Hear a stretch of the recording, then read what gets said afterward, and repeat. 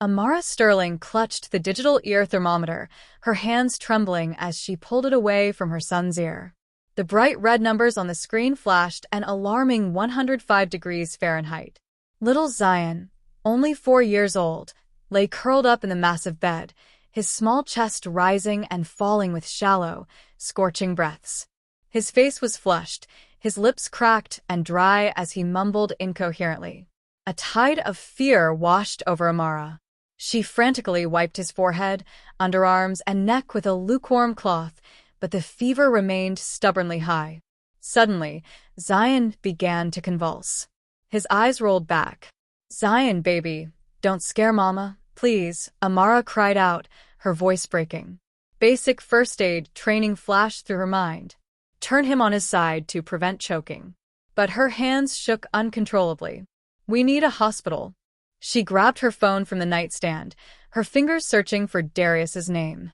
The phone rang long and insistent. 1, 2, 3 times, no answer. Outside, lightning tore through the Georgia sky, followed by a deafening clap of thunder that rattled the windows of their spacious, chilly master suite in the exclusive Buckhead estate. Zion jolted. A weak whimper escaped his swollen throat. Amara bit her lip until she tasted copper and dialed again. This time, Darius finally answered. His voice was raspy, impatient, and heavy with irritation. "Hello? Do you have any idea what time it is? Why do you keep calling?" Amara choked back a sob, her voice fragmented. "Darius, please.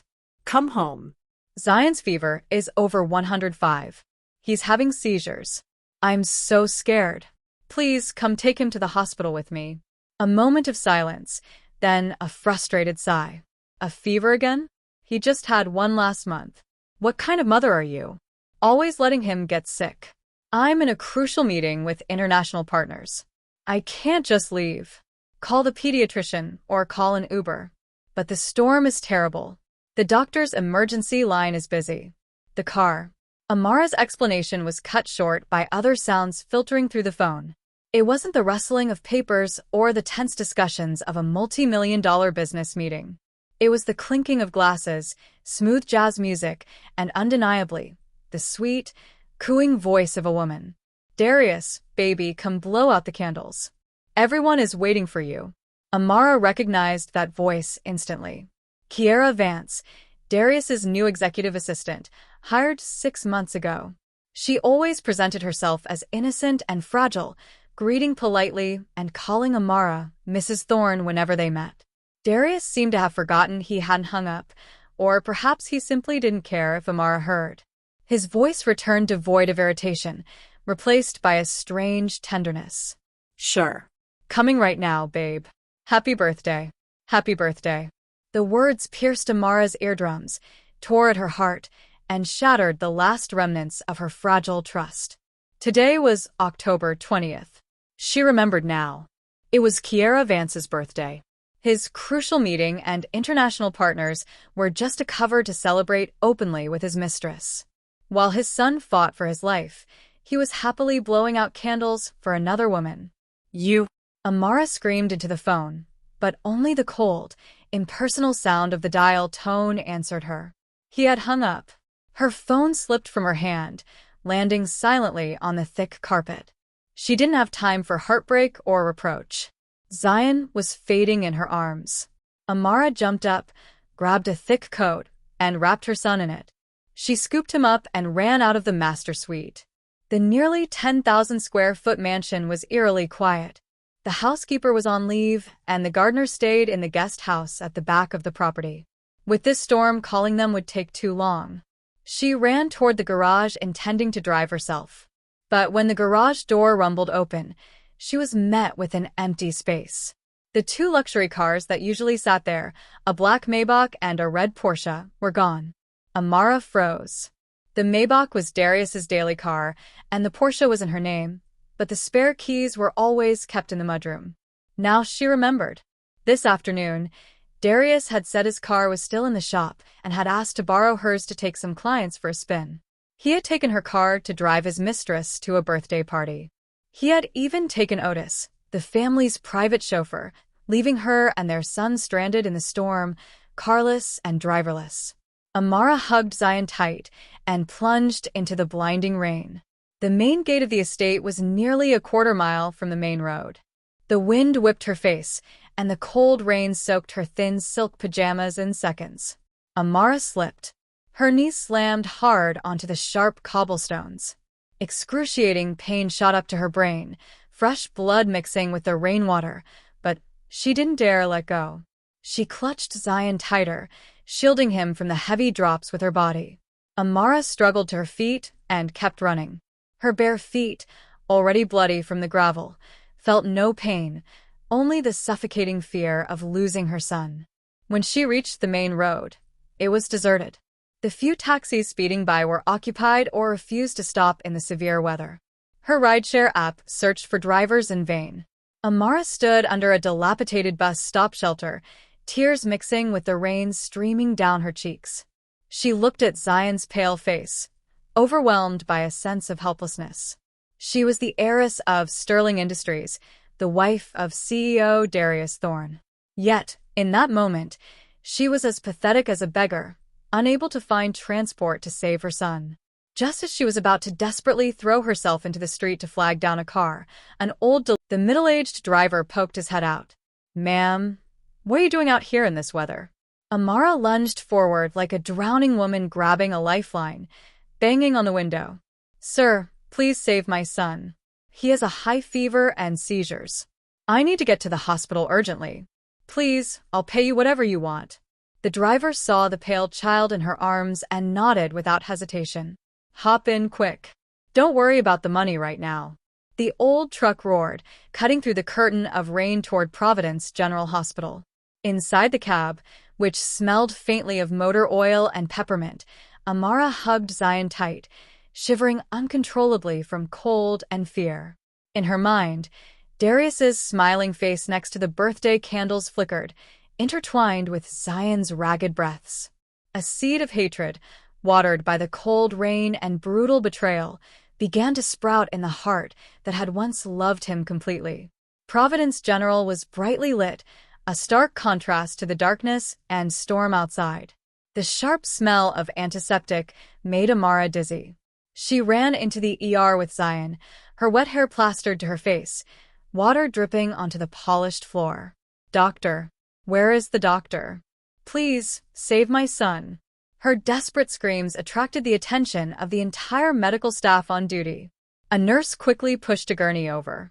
The attending physician rapidly assessed Zion's condition. His face turned grave immediately. The doors to the trauma room slammed shut in front of Amara, separating her from her precious boy. The red light above the door illuminated, blinding and painful. A middle-aged nurse came out, handing Amara a stack of paperwork. Her voice was reproving. "Why did you wait until his fever was this high to bring him in? A little later, and it could have caused permanent brain damage. He has acute pneumonia. Where is the father? How could he let you carry the child in the rain alone like this?" The nurse's questions were like salt rubbed into Amara's wounds. Where was the father? She sketched a bitter, twisted smile. "His father is busy being a hero at another woman's birthday party. My husband is dead." Amara pronounced the words coldly, then scribbled her signature on the consent form. The nurse looked at the woman's pathetic appearance, but seeing the sharp, cold fire in her eyes, she didn't dare ask more questions and hurried back inside with the file. The hospital corridor was deserted. Cold air seeped through the automatic doors, chilling Amara to the bone. Only now did she feel the biting cold. Her wet clothes clung to her skin, and her scraped knee was still oozing blood. But she didn't care. She sank onto a cold metal bench, eyes fixed on the ER door. Time passed, every second heavy as lead. 1 hour, then 2. To keep from collapsing, Amara pulled out her phone. The screen was cracked in one corner where she had dropped it, but it still worked. She intended to message Malik Jeffries, her private attorney and close friend, to ask him to prepare some documents. But as if guided by a malicious force, her fingers slipped onto a social media app. Right at the top of her feed, a trending post updated 15 minutes ago caught her eye. It was from Kiara Vance's secondary account, an account Kiara thought Amara didn't know about, but one Amara had been aware of for a long time. The photo was taken in a luxurious presidential suite at the St. Regis. In the soft, flickering candlelight, a woman's slender, pale hand held a man's large hand. On the man's wrist was a limited edition Patek Philippe Grand Complications 527-0. Amara stared at the watch. Every intricate detail of its engraved dial was etched into her memory. She had personally commissioned it from Switzerland 3 months ago, using her own personal savings as a gift for Darius upon his promotion to CEO. When he received the gift, he had hugged her, swearing he would cherish it as he cherished her love. He had hugged her, swearing he would cherish it as he cherished her love. Yet now, that same watch appeared in his mistress's gloating photo on the very night his son lay in an emergency room. The caption was short but provocative. "Thank you, my man. Despite the storm, you came to me and gave me the warmest birthday. Love you. DT." Darius Thorne hadn't just come. He had brought humiliation for his wife and son as a gift for her. Amara scrolled down to the comments. Some of Kiara's friends were cooing. "Wow, what a watch. I heard that cost as much as a condo. Your man spoils you, Kiara."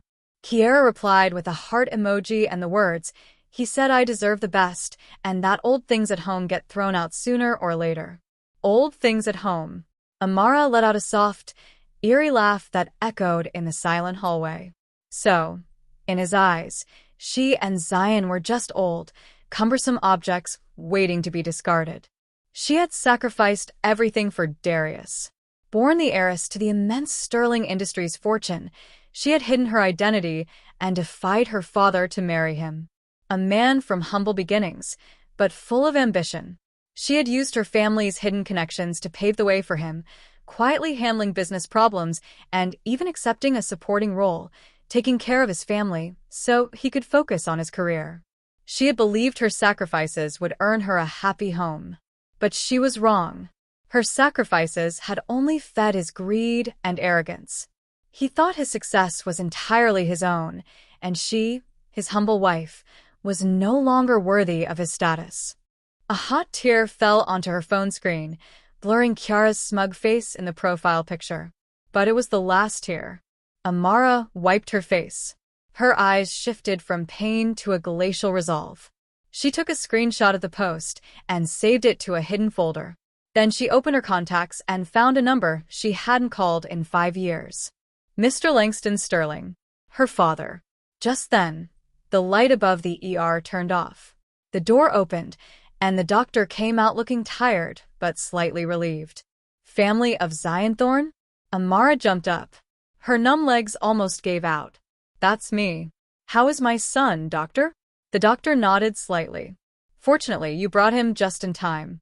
The boy had acute pneumonia complicated by the high fever and seizures. We've lowered his fever and stabilized his condition. He's out of immediate danger, but he needs to be in the ICU for at least 24 hours for observation. His lungs are very weak, so we must be extremely cautious." Amara let out a long, trembling sigh, feeling as if a 2-ton weight had been lifted from her chest. "Thank you, doctor. Thank you so much." As she watched the gurney carrying Zion to the recovery ward, seeing her son's small, pale face covered in medical tubes, Amara's heart ached, but her mind was remarkably clear. She could not allow her son to continue living in this toxic environment. She could not allow an irresponsible father and a manipulative mistress to hurt Zion ever again. Amara turned and walked to a secluded corner of the hallway. She dialed her father's number. He answered almost immediately, his dignified voice tinged with concern. Amara turned and walked to a secluded corner of the hallway. She dialed her father's number. He answered almost immediately, his dignified voice tinged with concern. "Amara, why are you calling so late? Did that scoundrel Thorne hurt you again?" Hearing her father's warm voice, the man she had turned her back on to chase a blind love, Amara's nose stung. She took a deep breath, suppressing her emotions, and pronounced every word clearly. "Daddy, I was wrong. I want to come home." There was a second of silence on the other end. Then a determined voice spoke. "Good. I've waited 5 years to hear you say that. Baby girl, where are you? I'm sending someone to pick you up immediately. I'm at Providence, General. Zion is sick. Daddy, I need the best legal team from Sterling Industries, and I need you to help me prepare asset freezing procedures. I want a divorce. That's my girl. A Sterling has to be decisive. I'll come myself. As for that scoundrel, I'll make him regret the day he was born. As she hung up, Amara leaned against the wall, staring out the window. The rain hadn't stopped, but a faint light was beginning to break in the eastern sky. Tonight was the last night she would cry for Darius. Tomorrow, when the sun rose, the weak Amara of the past would be gone. The person returning to that mansion would be Ms. Sterling of Sterling Industries, the one who would reclaim everything, principal and interest, from those who had trampled on her love and self-respect. Amara went back to Zion's room, watching him sleep deeply. She kissed his forehead gently and whispered, "Sleep well, Zion. When you wake up, Mama will give you a new world, one without storms, only warm sunshine." She asked the nurse to watch her son for a moment. Then she quietly left the hospital and hailed a taxi. She needed to go home to clean out the remnants of the past before her dear husband returned. The faint light of dawn filtered through the curtains of the hospital room, illuminating Amara's haggard face. After a sleepless night watching Zion's every breath, her eyes were bloodshot. Yet strangely, there was no longer the usual sadness or weakness in her gaze. The extreme fear of the previous night had solidified into a block of cold, sharp ice embedded deep in the young mother's heart. Zion's fever had broken. His breathing was more regular, though his face was still pale, and his small hand bore the bruised mark of an 4-needle. Amara felt her heart turning to cold ash. For the past 5 years, what had she lived for? For a foolish, youthful love? For a man who valued his ego more than the lives of his wife and child? A soft knock on the door interrupted her thoughts. It opened, and a dignified, middle-aged man with silver-flecked hair entered, his eyes as sharp as an eagle's. Behind him were 2 tall bodyguards and Malik Jeffries, the chief legal counsel for Sterling Industries. It was her father, Chairman Langston Sterling. Amara stood up. Her numb legs made her sway. Langston quickly stepped forward to support his daughter, his eyes scanning her fragile appearance, then landing on his grandson in the hospital bed. Pained beyond words, Amara softly called out, "Daddy?" With a cracking voice, Langston patted her shoulder. His voice was deep, carrying undeniable authority. "No need to speak. I know everything. The security footage from the mansion and the hospital has been retrieved. The Sterling family will never allow one of our own to suffer such injustice." Malik Jeffries stepped forward, placing a stack of documents on the table. His eyes were full of sympathy and determination as he looked at Amara. "All procedures have been prepared according to the chairman's wishes. You just need to nod, and the plan activates immediately." Amara looked at Malik, her childhood friend who had silently supported her over the years. She picked up the file, looking at the clear black and white text. Divorce papers, asset division agreement, investment freeze order. She looked at her son once more. The image of Darius laughing happily with his mistress while her son was at death's door reappeared, vivid as a slow-motion movie. Her last hesitation vanished. Amara turned to Malik. "Proceed immediately." Then she turned to her father. "I'll return to the Sterling estate, but first I need to make a trip back to the Thorne mansion. I have to claim what belongs to me and Zion and leave Darius what he deserves." Langston Sterling nodded with satisfaction. "Maria and 2 bodyguards will accompany you. Zion stays here. I've already mobilized the best medical team from abroad for a consultation. No one takes the boy without my order." Amara bent down and kissed her son's forehead, whispering an apology. Then she turned resolutely and walked out of the room. Her back was straight, exuding the proud aura of a Sterling heiress she had deliberately hidden for years to be a good wife. The sleek black limousine of Sterling Industries carried her back to the Thorne mansion. The rain had stopped, but the house still felt damp and cold. The housekeeper hadn't returned yet. The vast house was eerily silent. Amara walked into the master bedroom, once the cozy haven she had meticulously cared for. Darius's clothes were still scattered on the bed, left haphazardly before he went to his meeting. The familiar scent of his cologne now made her nauseous. She opened the closet, unhesitatingly pushing aside the dazzling evening gowns Darius had bought for her to wear at social events to maintain his image.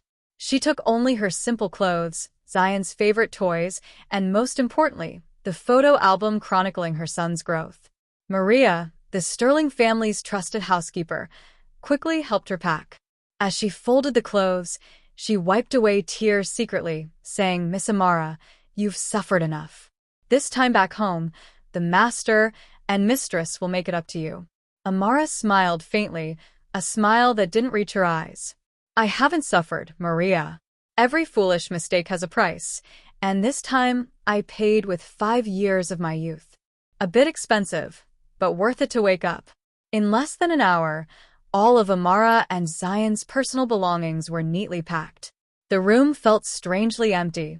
Amara walked to the vanity and took off her wedding ring, the diamond ring with which Darius had once knelt and proposed, swearing eternal love.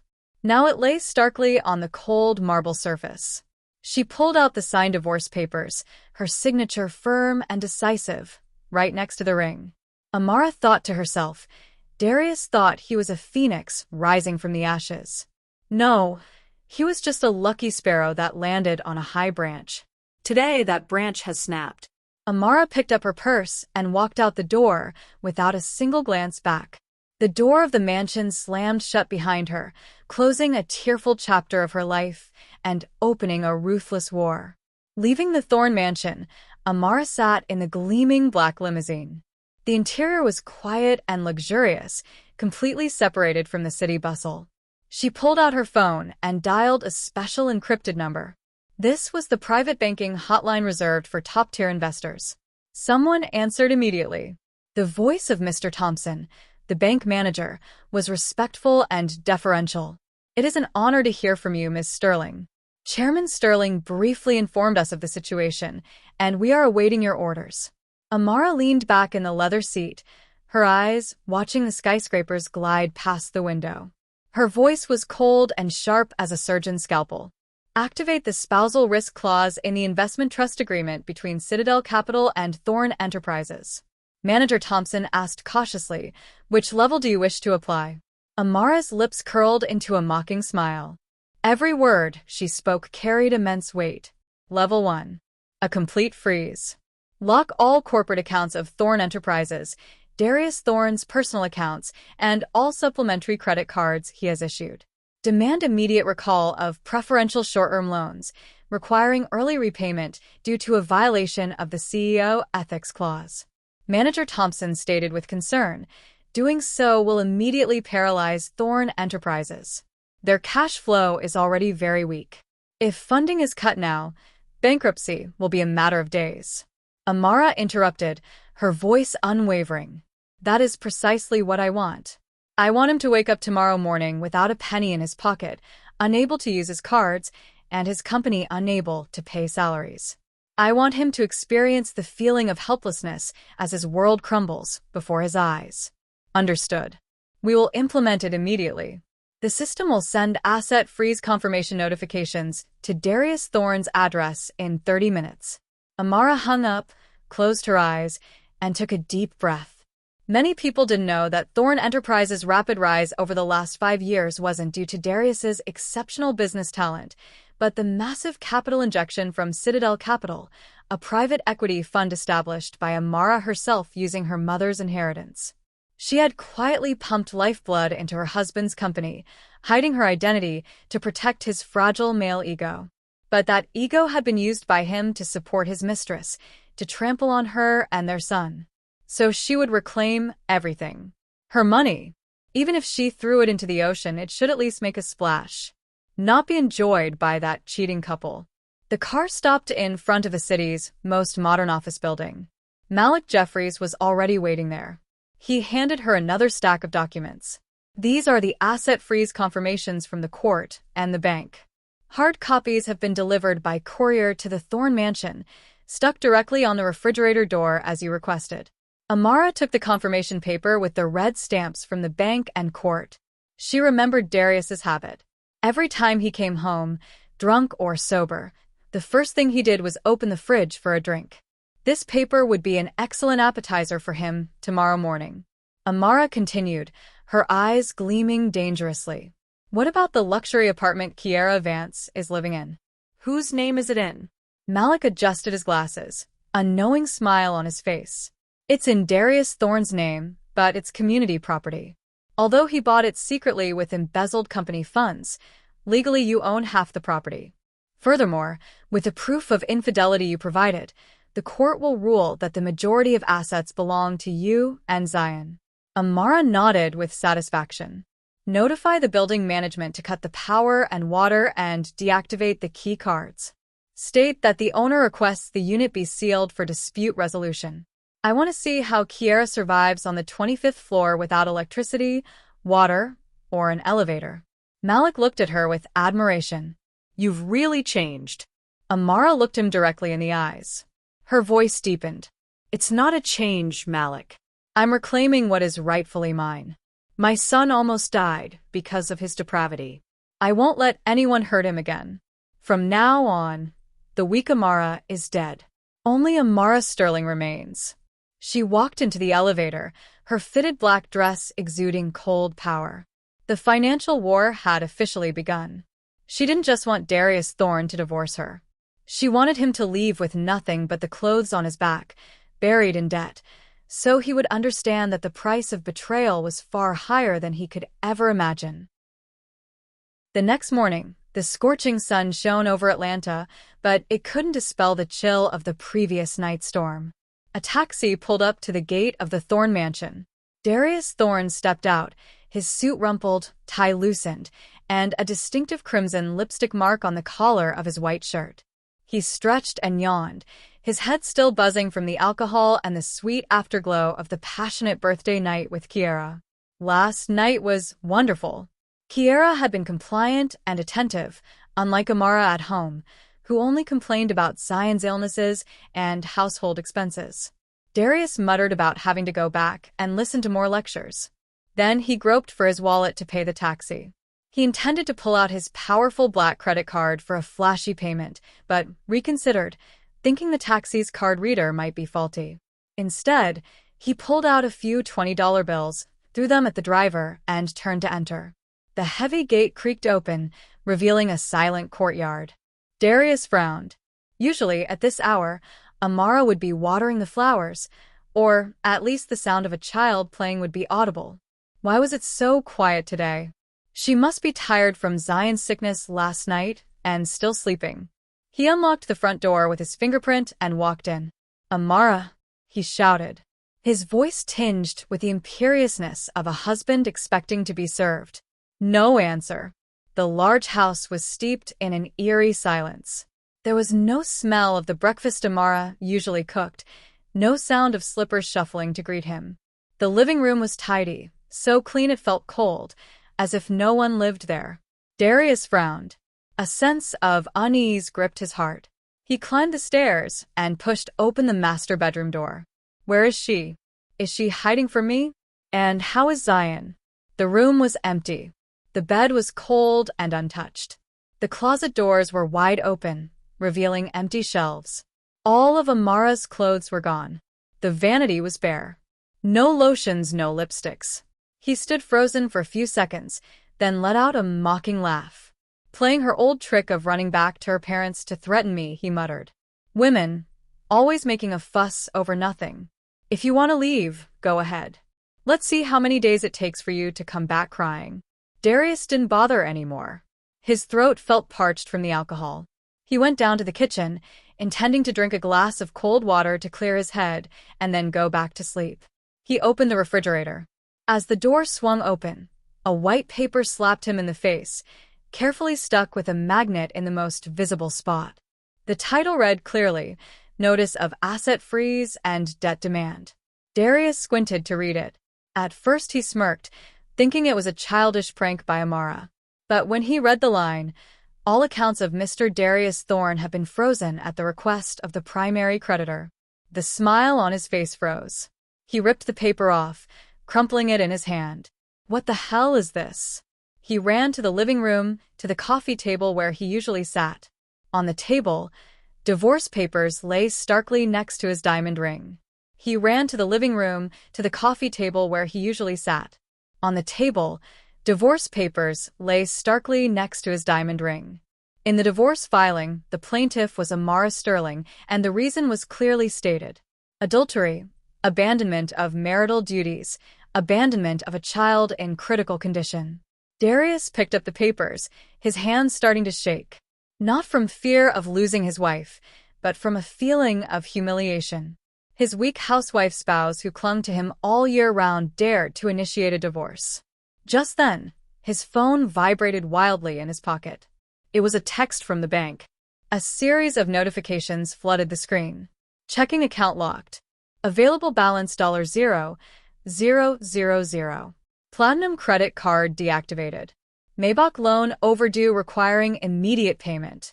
Otherwise asset seizure initiated. A barrage of messages like bombs exploding plunged Darius into panic. He frantically dialed Amara's number, but only received the message. The number you have dialed is no longer in service. He threw his phone onto the sofa, roaring like a wounded beast. Amara, you dare do this to me? He didn't believe Amara had the guts or ability to do this. It must be her family inciting her, a family of small-time merchants daring to go against the CEO of Thorn Enterprises. He'd teach them a lesson. But first he needed money. He remembered there was some cash and gold in the safe in his study. He ran to the study, spinning the dial on the safe. A click echoed, and the safe swung open. Empty.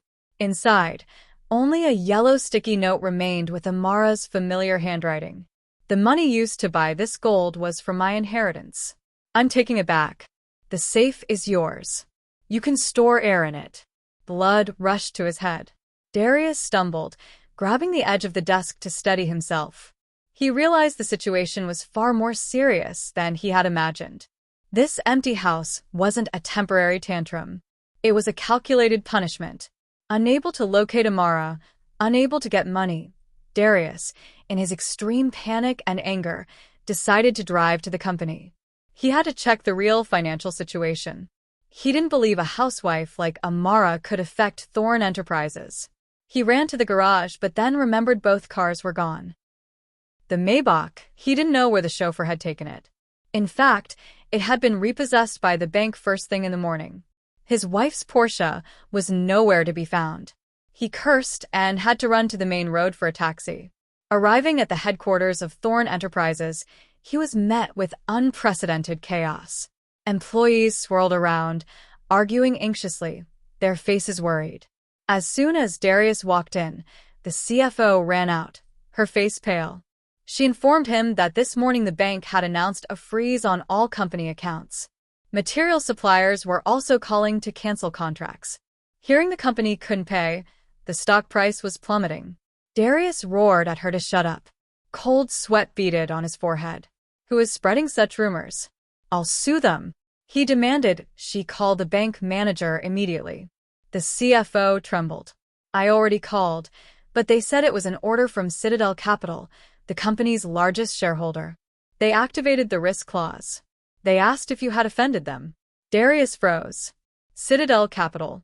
That was the lifeblood of Thorn Enterprises for the past 5 years. He had never met the director of this fund. Everything was handled through legal representatives. Why were they turning against him now? A sudden thought crossed his mind. Zion. Last night, Amara said Zion had a high fever and seizures. Could that be why she was making such a fuss, inciting her family to take action? He needed to find Amara immediately and make her stop this madness. Darius tried to reassure the employees, saying he would solve this. Everyone keep working as normal, he said. Then he turned and ran out of the company. He went to Providence General. After all, he was Zion's father. He had a right to visit his son. After all, he was Zion's father. He had a right to visit his son. Besides, he believed that as soon as he appeared, with a few words of comfort and the excuse of being busy with work, Amara would soften like always. Women were always sentimental when it came to their children. At the pediatric reception desk, Darius, panting, asked for Zion Thorne's room. The nurse checked her computer, then looked at him with a strange gaze. She said that Zion, the boy with high fever and seizures from last night, had been discharged and transferred. Darius asked angrily where they had moved him. The nurse replied that the records indicated a transfer to the Sterling family wing and questioned why he, as the child's father, didn't know. Darius was stunned. The Sterling family wing? That was the most exclusive VIP area of the hospital, reserved only for Sterling family members and high-ranking officials. No amount of money could get you in without a connection. Why was his son there? Could it be Amara's family? A chilling premonition hit him. He had never really cared about his wife's background. He only knew her father was a businessman from out of town. He had always thought they were just an elderly couple saving up for their daughter, who married a rich man. Darius ran to the VIP zone, but as soon as he reached the security gate, two tall bodyguards in black suits and sunglasses stopped him. They stated coldly, "Private area. No unauthorized entry." Darius tried to push past, shouting that he was Zion Thorne's father and he was there to see his son. One of the bodyguards shoved him back coldly, sending him stumbling to the floor. "Your name is not on the visitor list. Miss Sterling explicitly instructed that you and any dogs are not allowed entry." Darius, enraged, asked who he dared call a dog and who Miss Sterling was. It was Amara. What right did she have to block him? The bodyguard looked at him with contempt, as if looking at a pile of trash. "Go look in a mirror. Miss Sterling is the sole heiress of Chairman Langston Sterling of Sterling Industries. You lived with her for 5 years and didn't know you were sitting on a gold mine? What a fool." The bodyguard's words hit Darius like a lightning bolt. Langston Sterling, Sterling Industries, one of the largest financial conglomerates in the country. Amara was Langston Sterling's daughter. Everything spun before Darius's eyes. He remembered the times Amara had offered him astute business advice that he had dismissed with disdain. The extravagant gifts his in-laws sent, which he had scorned, and Citadel Capital. In-laws sent, which he had scorned, and Citadel Capital. He collapsed onto the floor, his face drained of color. He hadn't just lost his wife and son, he just realized he had personally shredded his winning lottery ticket. His abandonment last night had turned into a death sentence for his future, but his arrogant and greedy nature wouldn't let him accept defeat so easily.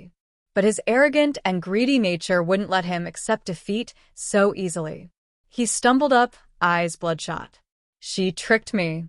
She dared to hide this from me," he shouted. "You think I'm scared just because you're a Sterling heiress? My son carries the name Thorne. I'll sue for custody."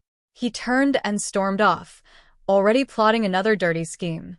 Unaware that behind the soundproof glass door of the VIP lounge on the 5th floor, Amara was watching him. A glass of red wine in her hand, her eyes cold as ice. Watching him like a dying ant, she took a small sip of wine and whispered, "The game has just begun, Darius Thorne." The headquarters of Sterling Industries towered in the heart of Atlanta's financial district, a skyscraper reflecting the brilliant sunlight off its glass panels. This was a symbol of economic power every businessman yearned to enter. In the executive conference room on the 68th floor, a somber atmosphere prevailed. The elderly major shareholders who had fought alongside Chairman Langston Sterling for decades sat in silence. Today, the chairman had announced a significant change in the CEO position. The heavy wooden door opened slowly. The crisp, authoritative click of high heels on the marble floor echoed. Amara Sterling walked in. If Darius Thorne were present, he surely wouldn't recognize the woman before him. Gone was the housewife with the messy bun and cotton pajamas. Today, Amara wore an exquisitely tailored ivory pantsuit that accentuated her slender figure. Her long hair was slightly waved, falling naturally down her back. Her makeup was light but sharp, especially her eyes, which exuded a cold indifference. She walked to the head of the table, a position usually reserved for her father, and sat down. Malik Jeffries followed closely, placing a stack of documents in front of her. Amara scanned the conference room. Her clear voice conveyed invisible pressure. She introduced herself as Amara Sterling, who would assume the role of CEO of Sterling Industries, authorized by the chairman. The shareholders exchanged glances. Some surprised, others skeptical, but seeing Malik's nod of confirmation and her chillingly calm demeanor, they all nodded silently in welcome. The meeting proceeded quickly. Amara made decisive policy decisions, particularly to withdraw investments from high-risk projects, among which Thorn Enterprises was marked conspicuously in red. At the end of the meeting, Amara returned to the CEO's office. She stood in front of the floor-to-ceiling window, looking at the tiny cars below. The feeling of holding power in her hands was vastly different from holding a ladle in a small kitchen. For 5 years, she had deliberately clipped her own wings to stay in a cage. Now it was time for the phoenix to be reborn. Malik knocked and entered, a tablet in his hand. Darius Thorn is in the reception lobby screaming to meet with representatives of Citadel Capital and the management of Sterling Industries. He claims there's a misunderstanding and wants to renegotiate. Amara turned, a mocking smile on her lips. She asked Malik, "Does he still not know my identity?" Malik shook his head, a slight chuckle escaping him. He still thinks Sterling Industries is a distant partner and Citadel Capital a mysterious benefactor. He could never imagine his humble housewife holds the lifeblood of his company. Amara walked to her desk. "Let him wait. Tell the receptionist the CEO is busy and cannot receive guests without an appointment." In the grand lobby on the first floor, Darius Thorn paced like a trapped animal. Sweat ran down his back. He constantly checked his watch, then looked at the executive elevator with pleading eyes. The beautiful receptionist looked at him apologetically, but kept eyes.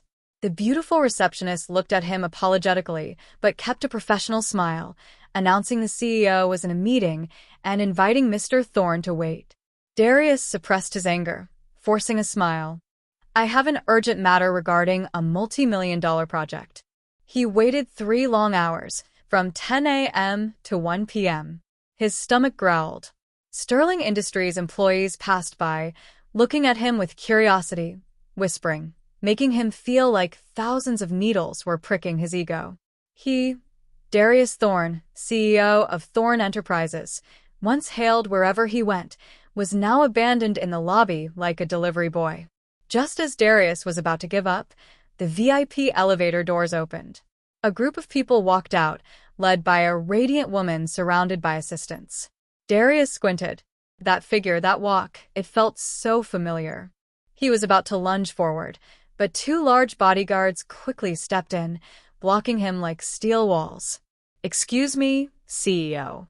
I'm Darius Thorn from Thorn Enterprises," he shouted. The woman didn't stop, didn't even glance at him.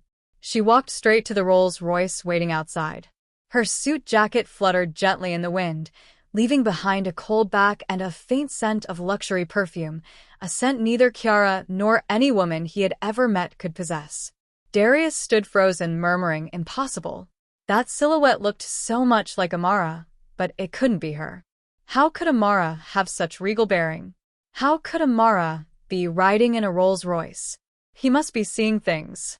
He stumbled out of the Sterling Industries building, the scorching midday sun hitting his face, making him dizzy. He didn't know that this mistaken encounter was just the prelude to a series of humiliations he was about to endure. Darius Thorn's office at Thorn Enterprises was chaos.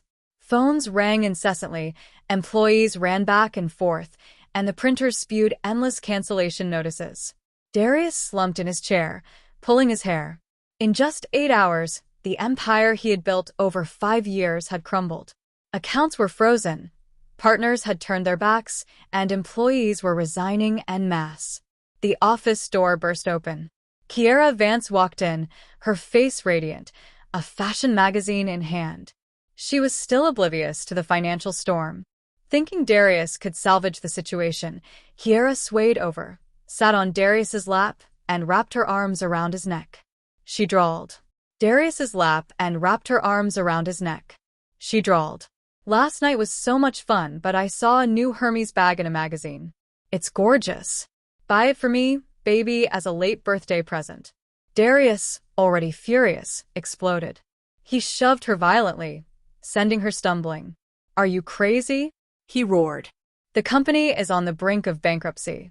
Where am I going to get money for a damn bag? Kiara froze, her large eyes filled with tears. Her innocent expression vanished, replaced by a calculating glint. She stood up, her voice suddenly cold. The company is really bankrupt? Didn't you say you were a business genius? Darius loosened his tie with rage. This time is different. Amara, that crazy woman conspired with outsiders to freeze my assets. I need cash. Desperately. Give me back the jewelry and credit cards I gave you. I need to sell them. When this crisis passes, I'll buy them back for you 10 times over. Kiara's face hardened. She stepped back, crossing her arms, a sneer on her lips. You're funny, she mocked. What is given is not taken back. That's payment for my youth spent with you. Now you want to take the clothes off my back? Darius couldn't believe his ears. Was this the sweet, understanding Kiara? He glared at her, pointing a finger. Ungrateful wretch. You clung to me when I was rich, and now that I'm broke, you turn your back on me? The two began a loud argument. Vulgar insults flew across the poorly soundproofed office. Just as the argument reached its peak, the company's internal PA system suddenly crackled. Hello? Do you have any idea what time it is? A fever again? I'm in a crucial meeting. Darius, baby, come blow out the candles. Sure. Coming right now, babe. Happy birthday. All employees stopped what they were doing. The space fell into absolute silence, save for the recording echoing. It was the phone call between Darius and Amara. Darius and Kiara in the office froze. His own voice, Kiara's cooing voice, his cruel abandonment of his sick. Darius's face turned purple. He lunged to turn off the speakers but couldn't. Outside, the employees' gazes were filled with absolute contempt. So the all-night meeting was him fooling around. His son was having seizures, and he was busy blowing out candles for his mistress. How could a man like that lead anyone? Kiara's face was bloodless. She knew her reputation was ruined. She grabbed her purse, covering her face, and ran out, leaving Darius alone in a room full of humiliation. Darius slumped over his desk. He knew this was Amara's gift to him. She didn't just want him to lose money. She wanted him to lose all honor, all respect. She wanted to expose his hypocrisy to the world, and she had done it cruelly and thoroughly. 3 days after Thorn Enterprises plunged into crisis, Darius finally received a meeting from Amara's representative. The location was a luxurious garden cafe. Darius arrived 15 minutes early, wearing his most expensive suit, trying to project confidence. He believed Amara would show up. All he needed was to meet her, use emotional manipulation, and leverage their son to convince her. Exactly at 3 p.m., a black car pulled up. The person who stepped out wasn't Amara but Malik Jeffries. The lawyer walked into the cafe and sat opposite him without a handshake. Darius snapped, "Where's Amara? I want to speak directly to my wife, not a stranger." Malik calmly ordered a black coffee. Then he looked at Darius. Amara doesn't want to meet with a man of such moral decay. From this moment on, I am her fully authorized legal representative. Decay. From this moment on, I am her fully authorized legal representative. Darius slammed his hand on the table, snarling. Malik, don't push me. Tell her to lift the asset freeze immediately, or don't blame me for being ruthless. Malik chuckled, pulling a thick stack of documents from his briefcase. Darius Thorn, take a good look, Malik said. This is a detailed bank statement of your accounts. A total of $1.5 million has been transferred to accounts related to caravans for a condo, a car, jewelry, designer bags, and luxury trips. Meanwhile, last month you complained about Zion's expensive tuition, making Amara pay for it. Darius glanced at the dense numbers. Cold sweat broke out. Malik continued his attack. That $1.5 million is community property. Amara demands you return this amount in full before any division. Otherwise, you will face charges of asset dissipation and fraud. Darius stammered. I don't have the money to pay it back. Malik shrugged. That's your problem. Amara has a message for you. She doesn't need your cheap apologies. She wants you to leave empty-handed, just as you came to her. Even the shirt you're wearing was bought with her money. She's not asking you to strip here. That's the last shred of dignity she's preserving for you." Darius gritted his teeth, shifting to a threatening tone. "If she pushes me, I'll expose everything. I'll let the world know the daughter of Chairman Sterling is a cruel woman who drove her husband to ruin. Let's see if Sterling Industries stock crashes then." Malik stood up, adjusting his tie, looking at Darius with pity. "Try it, but remember, the Sterling family has enough money and power to make you disappear. Also, Zion has formally changed his last name to Sterling. You have permanently lost your parental rights." With that, Malik turned and walked away, leaving Darius sitting alone, surrounded by the curious stares of other patrons. He clenched his fists, nails digging into his skin. He hated Amara, hated Malik, hated the whole world, but forgot that he had dug his own grave.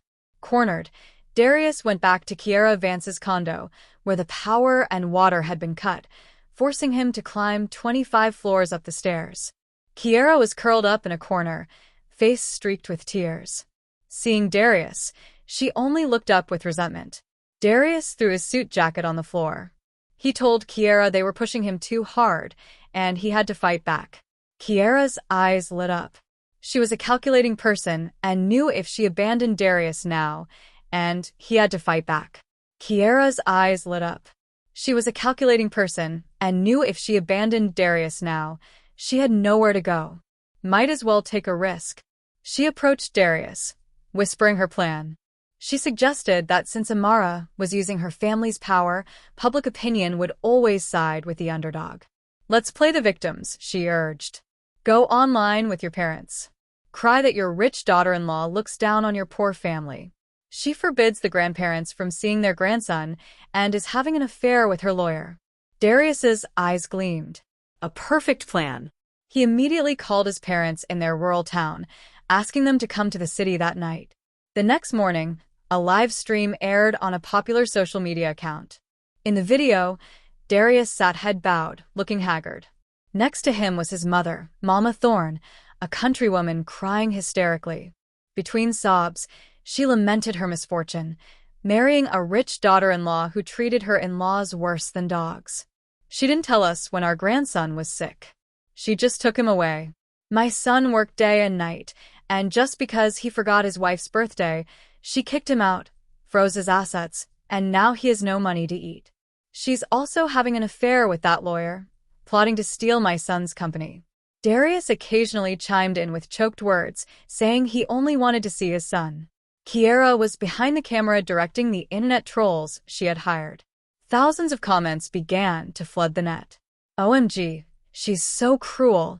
Men work so hard, and their wives cheat and steal assets. This kind of woman should be publicly shamed. Boycott Sterling Industries. Justice for this husband." The online wave of fury exploded. Those who didn't know the full story began directing their anger at Amara. The stock price of Sterling Industries fluctuated slightly. Darius watched, a smug smile on his lips. "You have money, Amara, but I have public opinion. Let's see how you get out of this storm."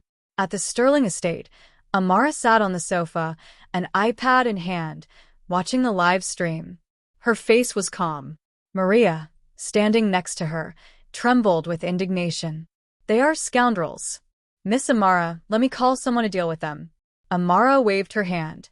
"Let them perform. The better the play, the more tragic the ending. They want to play victims? I'll grant their wish. But first they have to climb very high so when they fall, they shatter." She turned to Malik. "Prepare a press conference. It's time to release the undeniable proof. The truth about that stormy night and the true face of his crying mother will come to light." Darius Thorne chose the wrong opponent for this media war. The grand ballroom of the Ritz-Carlton, reserved by Sterling Industries for the press conference, was packed. Hundreds of reporters from major media outlets, famous bloggers, and onlookers were present. The story of the rich daughter-in-law oppressing her husband had been the hottest topic on social media for 24 hours. Exactly at 9 a.m., the ballroom doors opened. Camera flashes flickered continuously. Amara Sterling walked out. Contrary to everyone's expectations, Amara appeared surprisingly simple. She wore a modest black long-sleeved dress devoid of any jewelry. Her makeup was light, but couldn't hide the fatigue in her eyes. Beside her was Malik Jeffries and the formidable legal team of Sterling Industries.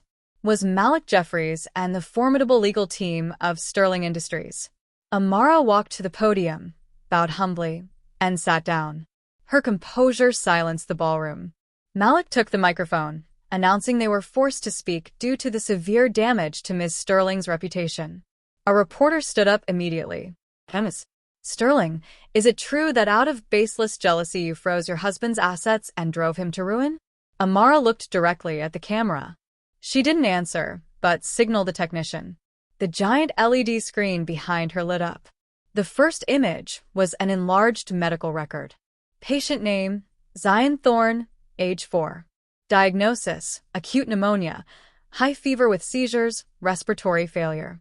Admission time, 2:15 a.m., October 20th. Condition at admission critical. The entire ballroom held its breath. Next, the screen split in two. The left side showed security footage from the luxury apartment building where Kiara Vance lived. At 10 p.m. on October 19th, Darius Thorne appeared in a sharp suit holding a large bouquet of roses, his arm around a young woman's waist. Both laughed joyfully. The right side showed footage from a taxi's dashcam at 2 a.m. on October 20th. In the pouring rain, Amara Sterling alone held her convulsing son desperately banging on the taxi window. The brutal contrast made everyone gasp. On one side, a husband immersed in revelry. On the other, a mother fighting to save her son's life. Amara took the microphone, her voice steady. "I am not a saint to forgive a man who betrayed me, but I am a mother. The night my son had a 105-degree fever, I called Darius Thorne 12 times. The answer was that he was busy and forbid me to bother him." The screen then showed the call log and a short audio recording of that phone call. Kiara's cooing laughter and Darius's "happy birthday, babe" echoed in the ballroom. Amara paused, then delivered the final blow. A father who happily cuts a birthday cake for his mistress while his son has life-threatening seizures is not worthy of being a father. I froze his assets, not out of jealousy, but to reclaim what belonged to my son. My money. I had the right to give it, and I also had the right to take it back when the other party was no longer worthy. The silent space was broken by scattered applause that quickly turned into thunderous cheers. The live stream of the press conference reached record viewership. Millions of social media comments immediately turned the tide. OMG, he's an animal. His son was at death's door, and he was fooling around with his mistress. Poor Amara Sterling, she's so strong.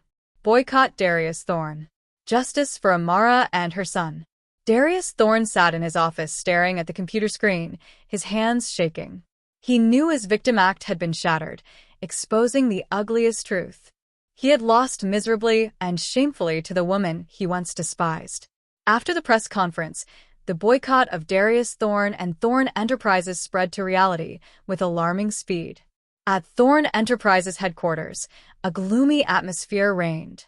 The customer service department was paralyzed by complaints and cancellations. Darius locked himself in his office, hair disheveled. His cell phone rang endlessly. Creditors, the bank, former partners. He answered a call from the manager of National Bank. The voice on the other end was cold, announcing that due to the CEO's severe credibility collapse, the bank had classified Thorne Enterprises as a high-risk bad debt. They demanded Darius repay the entire $3 million loan within 3 days. Darius slammed the phone down. $3 million. He didn't even have $30,000. The office door burst open. His assistant ran in with more bad news. Thorne Enterprises stock had crashed. The SEC was demanding an explanation. Suppliers had sent trucks to block the warehouse doors. Darius roared in desperation. He still had assets. Real estate. Land.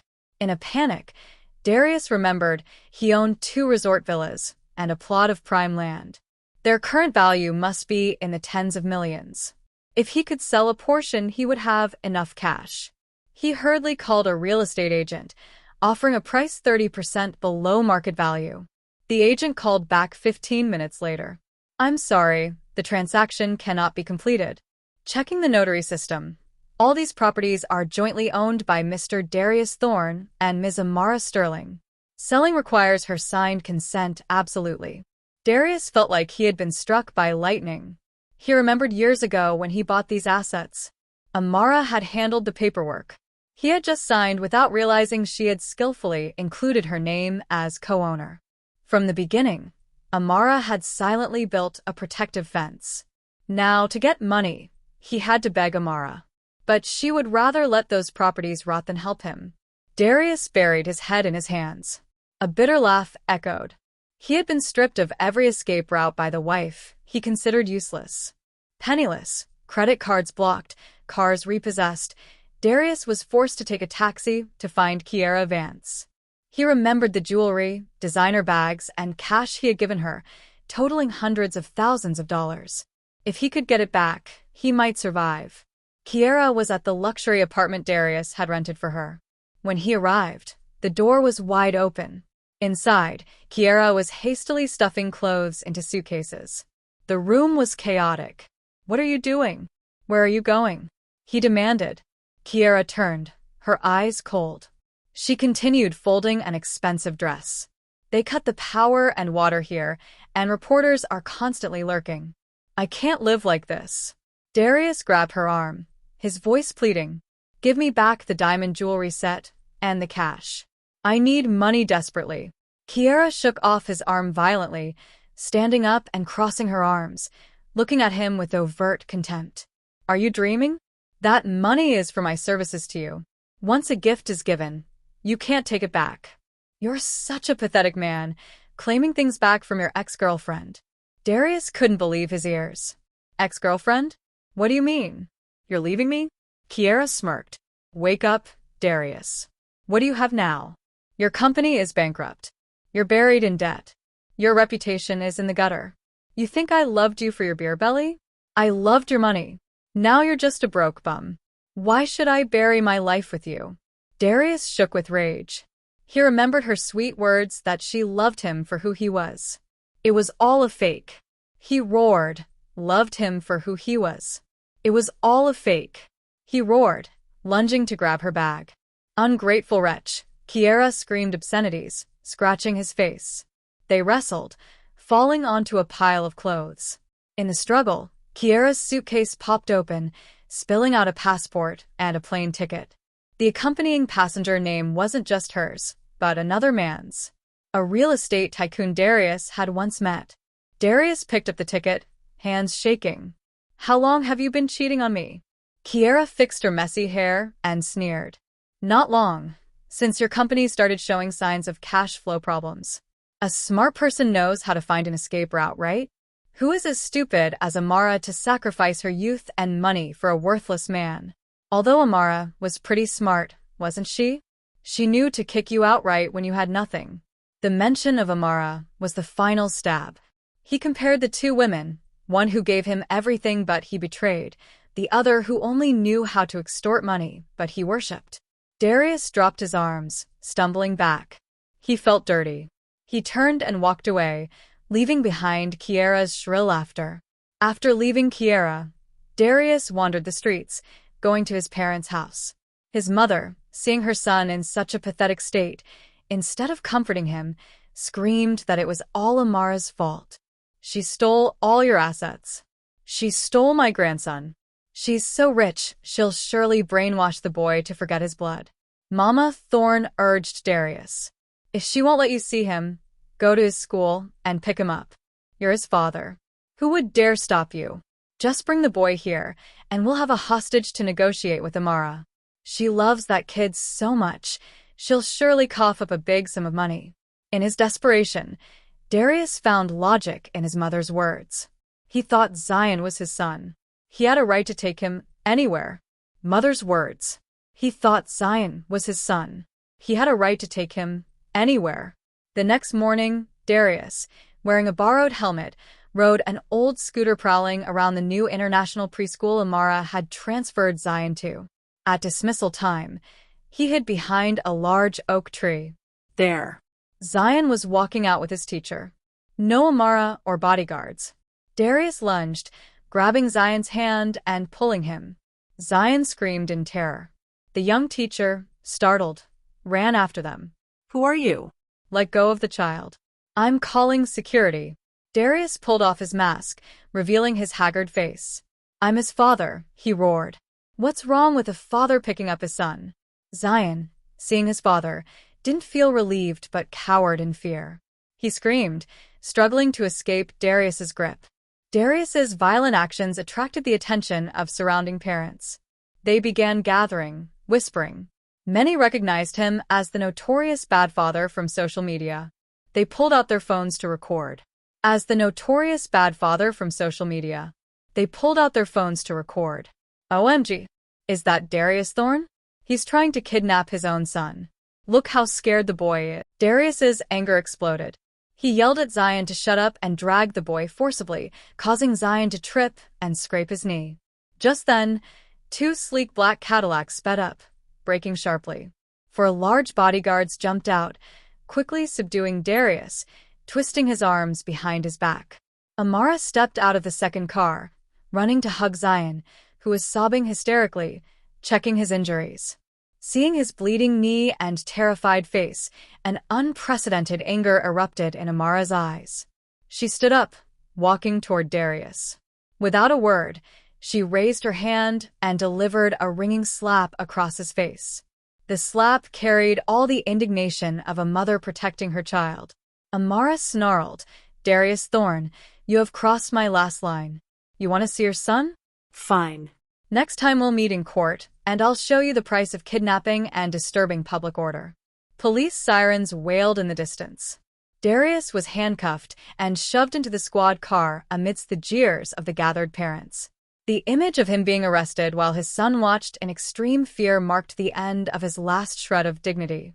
The plan not only failed miserably, but also pushed him toward prison.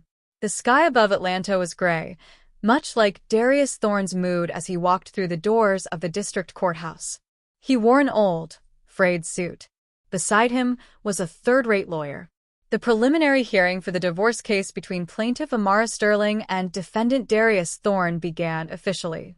On the other side, Amara sat upright. Her serene, cold demeanor radiated power. She didn't look at Darius once.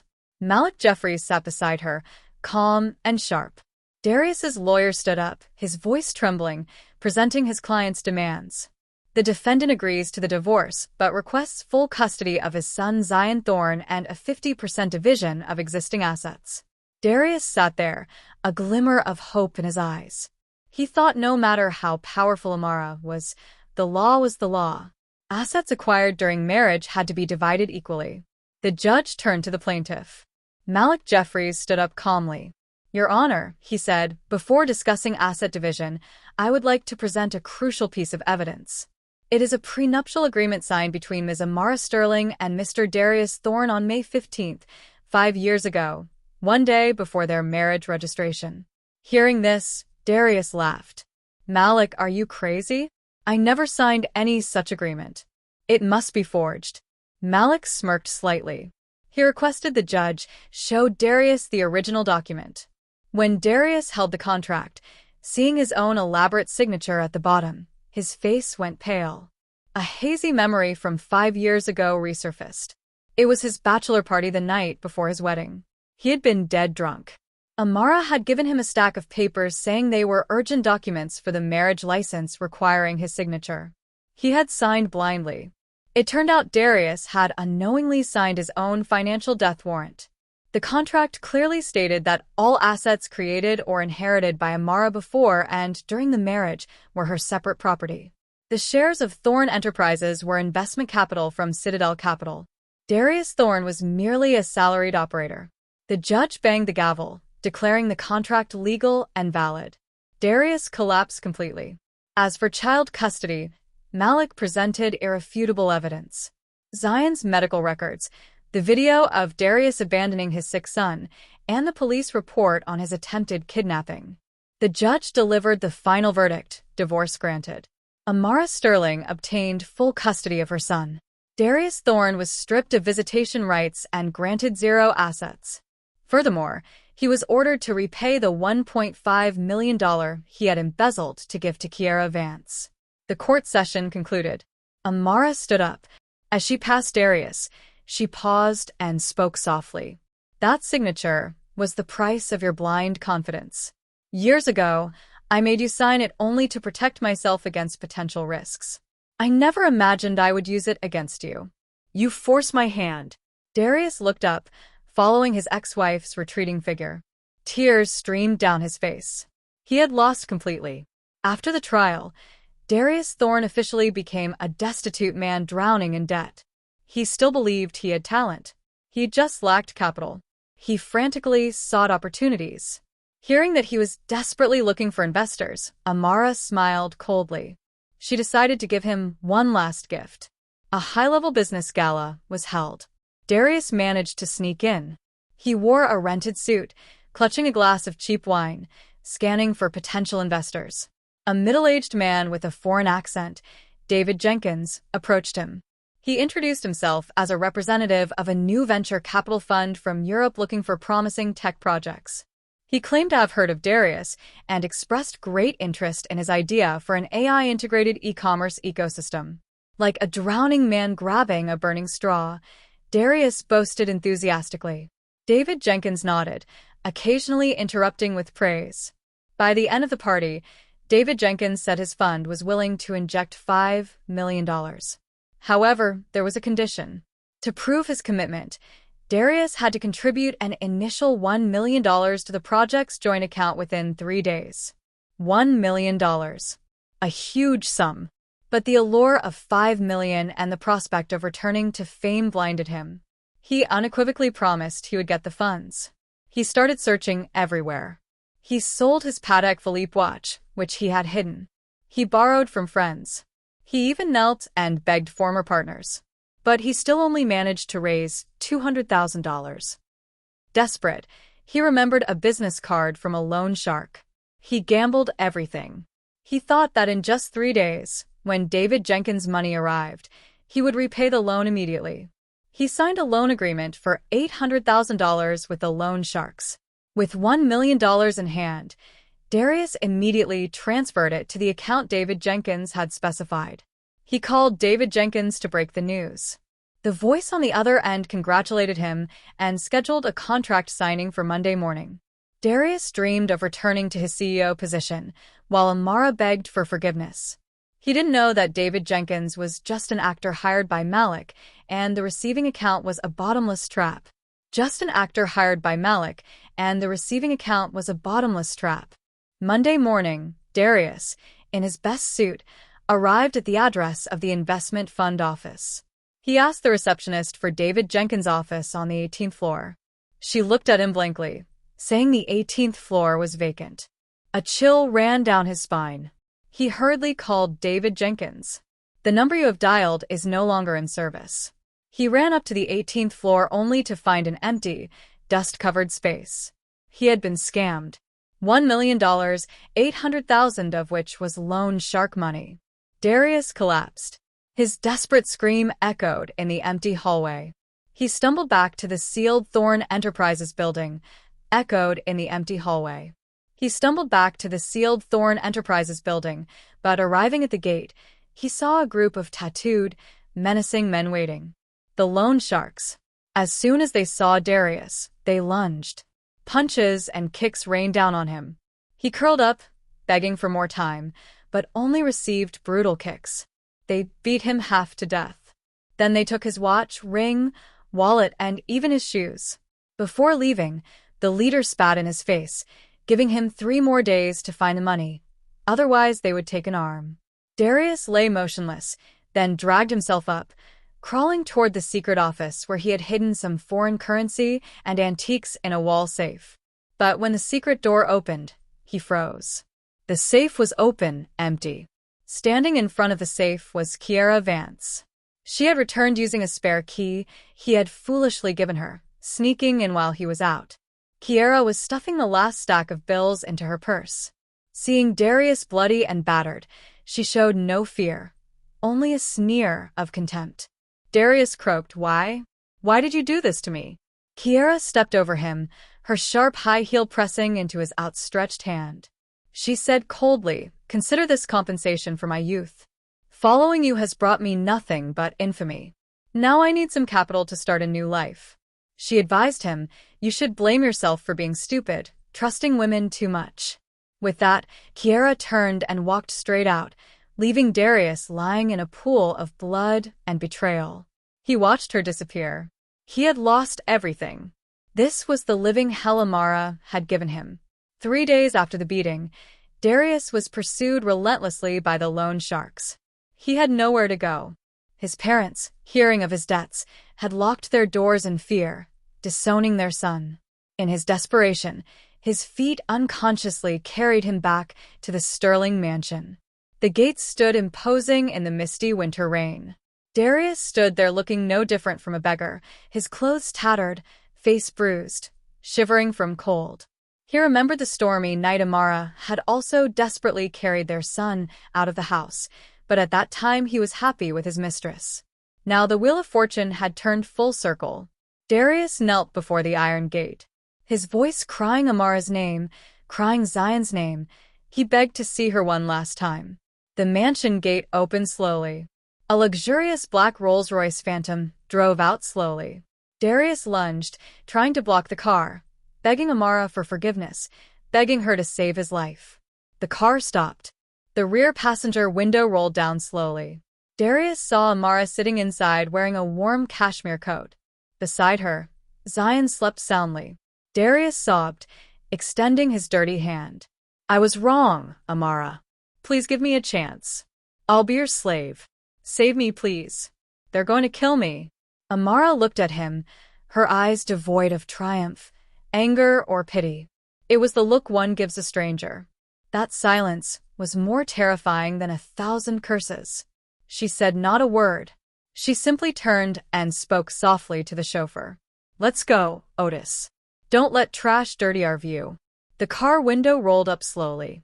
The luxury car sped through a puddle, splashing dirty water onto Darius, then sped away, leaving him kneeling alone in the cold, biting rain. Darius buried his head on the ground, his sobs mixed with the rain. He understood that the greatest punishment for him wasn't prison or poverty, but having to live and witness his loved ones happy with others, while he himself was erased forever from their lives like a stain that had been thoroughly washed away. In the distance, several tattooed figures approached slowly. Darius closed his eyes, awaiting the tragic ending he had written for his life. After Darius was kicked away from the Sterling mansion gates, another piece of news surfaced. Darius's mother, Mrs. Carolina Thorne, had been admitted to a psychiatric hospital after witnessing her son being beaten. Amara received a call from the private investigator she had hired.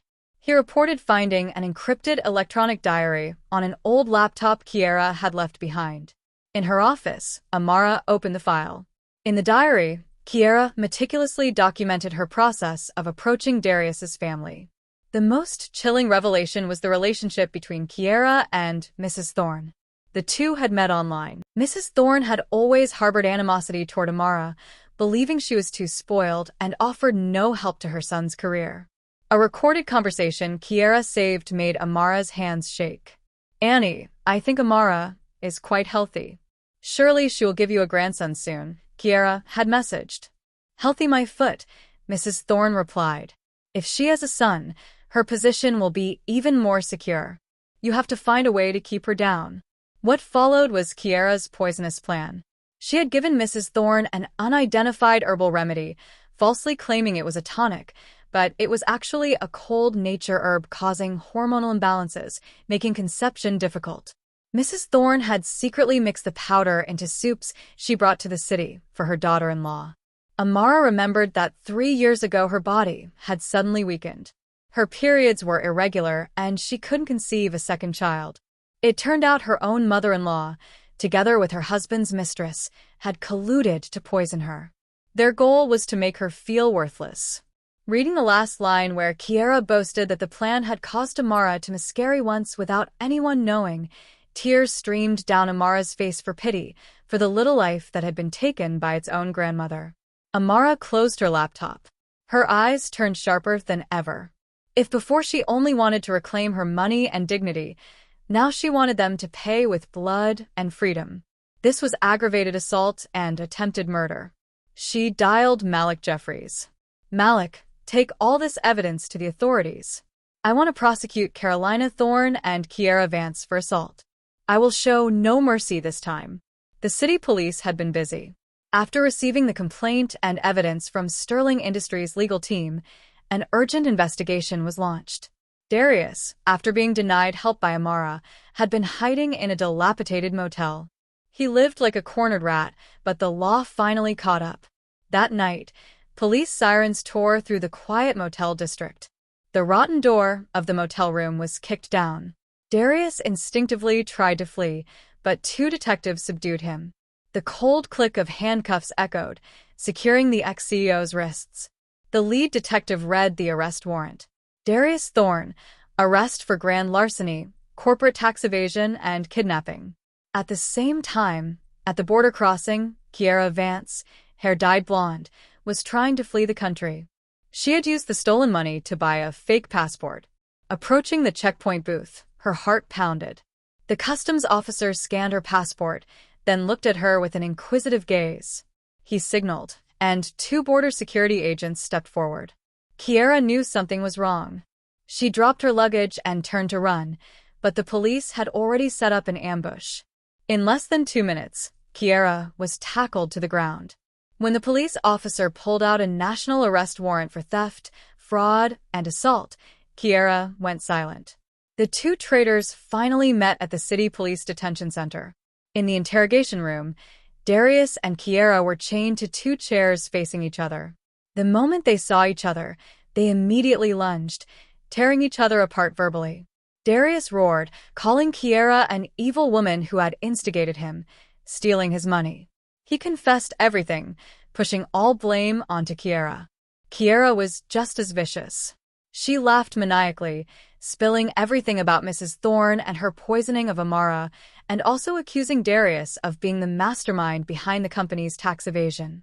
The more fiercely they tore each other apart, the clearer the evidence became. 3 months later, the trial took place. The courtroom was packed. Darius Thorne, Kiara Vance, and Mrs. Carolina Thorne stood before the court. Darius was haggard, his eyes dark and lifeless. He wore the black and white striped uniform of the detention center. Kiara was disheveled. Mrs. Thorne rambled, laughing maniacally. Amara Sterling did not attend. She entrusted everything to Malik. The judge read the charges. Darius Thorne, guilty of grand larceny, tax evasion, and kidnapping. Total sentence, 20 years in prison. Kiara Vance, guilty of theft, fraud, and assault. Total sentence, 12 years in prison. Carolina Thorne, guilty of assault. Due to diminished capacity, mandatory indefinite psychiatric hospitalization ordered. Hearing the verdict, Darius collapsed. 20 years. When he got out, he would be a 50-year-old man, homeless, childless, and with no future. His life officially ended here. Kiara cried hysterically. Mrs. Thorne kept laughing maniacally, oblivious that she would spend the rest of her life in a mental institution. Before the defendants were taken away, Malik Jeffries walked over. He held a new certificate up to Darius. It was Zion's reissued birth certificate. In the name section, the name Zion Thorne was gone, replaced by Zion Sterling. And in the father's name section, that line was left blank. Malik told Darius, "This is the last gift Amara sends you. From now on, the boy has no legal or blood relation to the Thorne family. You have no parental rights anymore." Darius stared at the paper, his mouth agape. This pain was more terrible than the 20-year prison sentence. He had lost the last connection to the decent world. He buried his head, tears running onto his cold handcuffs. He regretted it, but it was too late. The door of the police van slammed shut, trapping him in darkness. The state penitentiary housed dangerous criminals. Darius Thorne began his days of confinement here. On his first day, he tasted the cell rules. He was placed in a common cell with hardened criminals. When they found out Darius was in prison for fraud and abandoning his sick son, The cell block leaders looked at him with contempt. In the underworld, there were unwritten codes. Never hurt your wife and kids. Darius's actions were considered the most despicable. That night, Darius was beaten within an inch of his life. From then on, his life was hell. He had to do the dirtiest jobs, scrubbing toilets, washing clothes, and giving his meager food portion to the leader. Every night, memories were his cruelest torture. He remembered the warm mansion where Amara always waited. He remembered Zion's innocent smile. He remembered the days when society respected him. Darius looked at his calloused, scarred hands. These hands once wore a $1 million watch and signed multi-million-dollar contracts. Now they only shoveled waste. He realized that everything he once had wasn't due to his brilliance, but had been given to him by Amara. She was his good fortune. He had personally shredded his golden ticket. One day, Darius saw an old newspaper. On the culture page, there was a photo of a charity art exhibition. In the photo appeared a beautiful, radiant Amara standing next to a handsome Zion, holding a first-place trophy. And behind them, his protective hand on Zion's shoulder, was Malik Jeffries. The three of them looked like a perfect, happy family. Darius trembled, tears blurring the image. He pressed the newspaper to his chest, letting out a cry of pain. There would be no forgiveness. Darius understood he would pay for his stupidity with the rest of his life in torment and loneliness. He had lost everything. 3 years passed. In the western suburbs of the city, there was a dilapidated bar called the Rusty Nail. This was a gathering place for rough laborers and alcoholics. Kiara Vance, or Vivi as people called her now, struggled through the noisy crowd carrying a tray of beer. She wore a cheap, revealing mini dress. Heavy makeup couldn't hide the deep crow's feet, and her skin darkened by smoke and alcohol. In just 3 years, prison and social rejection had transformed the once beautiful secretary into a haggard woman. After being released early, she discovered the outside world was even harsher.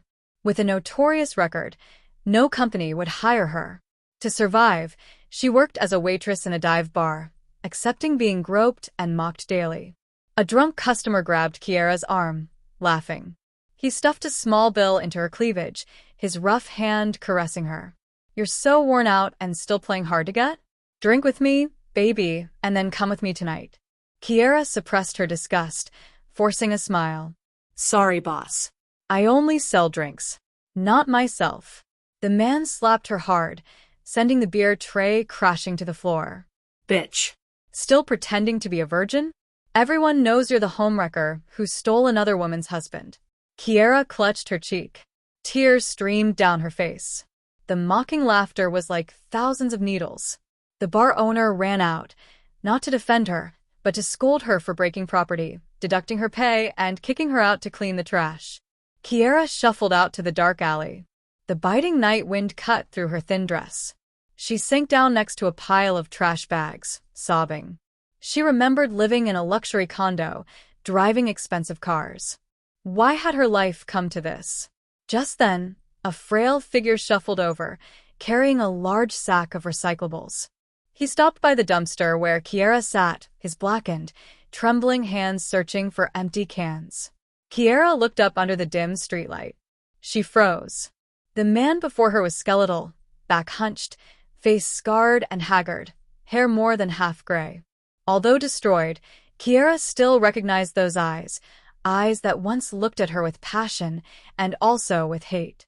It was Darius Thorne. He had been released early due to a terminal illness. Homeless, he lived by scavenging trash.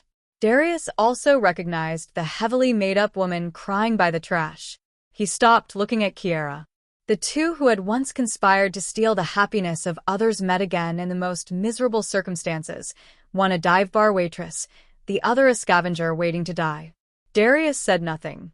He simply curled his lip into a crooked, bitter smile. He bent down, picked up an empty beer can at Kiara's feet, then turned silently and walked away. He didn't curse her anymore. The greatest contempt was pretending not to know someone. Kiara watched his hunched figure disappear. Suddenly, she burst out laughing, a wild, maniacal laugh mixed with sobs. This was the price for being a homewrecker, for greed and cruelty. They had destroyed their own lives. In stark contrast, the art gallery on Martha's Vineyard was bathed in light today. An important cultural event was taking place. New Beginnings, a charity art exhibition for children. The main star was Zion Sterling. Now 7 years old, Zion was healthy and plump, his eyes bright. Amara Sterling stood in the center of the grand hall greeting guests. The last 3 years had imbued her with a mature, captivating charm. She wore an emerald green evening gown, simple but elegant. As CEO of Sterling Industries, she was now the most sought-after woman in elite circles. Zion stood proudly next to his center painting, explaining it to everyone.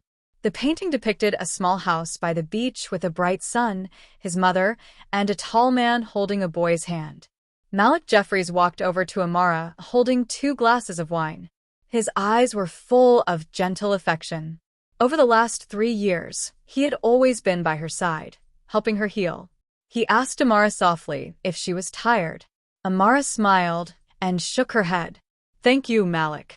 Without your help, the exhibition wouldn't have been such a huge success." Malik looked toward Zion, who was now surrounded by reporters. Zion is a perceptive boy who deserves the best. And so do you, Amara. Just then, Zion saw Malik. The boy waved frantically and shouted loudly, "Papa Malik, come take a picture with Mommy and me." The clear call of Papa Malik echoed. Amara blushed slightly. Her eyes sparkled with happiness. Malik smiled brilliantly. He set down his wine glass and walked toward the boy. He scooped Zion up, approaching Amara. The 3 of them created a perfect family portrait. Camera flashes flickered. Tomorrow this image would appear on newspaper covers, not as a scandal, but as a symbol of wholeness. Amara looked at the 2 most important men in her life laughing together. In her heart, the last iceberg of the past had melted completely. She realized the true dawn had arrived, a soft, warm sun illuminating the path ahead, a path of sincere love. Winter came early this year. Outside the city's most luxurious French restaurant, warm yellow light spilled through the glass doors. A man dressed in rags was hiding behind a tree. It was Darius Thorne. His advanced lung disease made him cough and hacking spasms. He no longer had the strength to collect recyclables, only to wander and beg. He wasn't here today to beg. He remembered it was Zion's birthday. A father's instinct, though tainted, still urged him to return just to see his son from afar. The restaurant door opened. Amara Sterling stepped out first on Malik Jeffries' arm, laughing happily. Malik carefully adjusted her scarf. Walking beside them was Zion. The boy wore a little suit. He looked like a little prince. Darius's dull eyes went wide. That was his ex-wife, his son. But now they seemed so distant. Zion held Malik's hand, skipping. The boy looked up and asked Malik something. Malik leaned down, ruffled the boy's hair, and laughed. Zion hugged Malik's leg with affection. That image was like a knife through Darius's heart. He remembered years ago how Zion used to long for him to come home, but he was always busy. Now that position had been occupied by someone 1,000 times better. Darius unconsciously stepped into the street. He wanted to lunge forward to call his son's name, but in that moment, the headlights of a passing car illuminated him, reflecting his image in the restaurant window. Darius saw himself, a haggard, dirty, smelly man. He compared that image with the elegance of the 3 people across the street. He froze. What right did he have to approach and embarrass his son? Darius retreated into the shadows. Hot tears ran down his cheeks. He covered his mouth with a hand to stifle his sobs. He watched Malik open the car door for Amara and Zion. The luxury car drove away, taking with it the whole world of happiness he had once possessed and destroyed. Darius collapsed at the foot of the tree, his choked sobs mixed with the wind. He understood that the cruelest punishment was not prison or poverty, but having to live and witness his loved ones happy with others, while he himself was eradicated forever from their lives. Spring returned to the beautiful coast of Martha's Vineyard, where Amara's family chose to spend their weekends. Inside a private villa, a small, cozy party was being prepared. Amara wore a long, pristine white dress, an orchid in her hair, standing on the balcony overlooking the ocean. The sea breeze ruffled her hair. She took a deep breath, feeling peace. 5 years ago, she had thought her life ended on that stormy night, but the love of her parents, Zion's growth, and Malik's unwavering presence had pulled her out of that dark well. A warm embrace surrounded her from behind. Malik rested his chin on her shoulder. He asked softly what she was thinking about. Amara smiled. I was thinking about the past. I used to think love meant sacrificing everything. But now I understand that wasn't love. It was blindness. Malik turned her around. You're right, he said. True love is respect, companionship. Malik turned her around. I love you for who you are. He knelt down, pulling a small velvet box from his jacket. Inside was a simple but exquisite diamond ring. I've waited for this day for a long time, Amara. I promise you a peaceful home where you and Zion will never have to endure storms again. Will you marry me? Amara looked at the man before her. She saw her reflection in his eyes, whole and cherished. She nodded. Happy tears streamed down her cheeks. Yes, she said. Malik slipped the ring on her finger, stood up, and they shared a passionate kiss under the radiant sunset. Zion ran over, cheering loudly, hugging both their legs. Mr. and Mrs. Sterling stood nearby, smiling with satisfaction. The story of betrayal and revenge had concluded. Those who caused suffering had paid their price and vanished into oblivion. No one spoke of Darius Thorne or Kiara Vance anymore. They were just ugly specks of dust swept away by the wind. Amara looked at the vast, boundless sea, her heart calm. She understood that the greatest revenge against a despicable person was not making them suffer, but letting them see her live an infinitely happier life without them. And this happiness she would hold tight. The sunset cast a rosy glow across the sky, marking the end of a day and preparing for an even